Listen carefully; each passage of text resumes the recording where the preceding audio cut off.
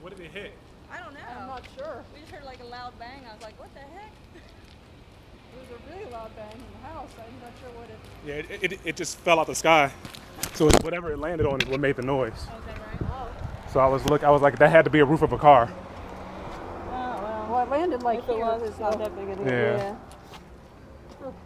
I mean, I'm gonna check all these cars, make sure no windshields or dents or anything. Oh yeah, I'm not worried about that. I just hoping I didn't damage anybody's property. That was way too loud to be the ground, I would think. Yeah. You think it was an explosion? Yeah. Because I'm in one of those houses on that row, and it sounded like it was right next to me. It was so loud. Wow. It was poof! I was like, holy crap. Yeah, I don't see anything. Yeah, I think you're okay. Maybe it was just like, It could have been from hitting the ground, I guess. Maybe. Oh, weird. All right. Thank you. No. Well, it went to failsafe, and I guess something happened, went to failsafe, and what it does, it just shuts down everything, so it doesn't keep flying away. So it just dropped. So that's where it did. Oh, it was recording all that.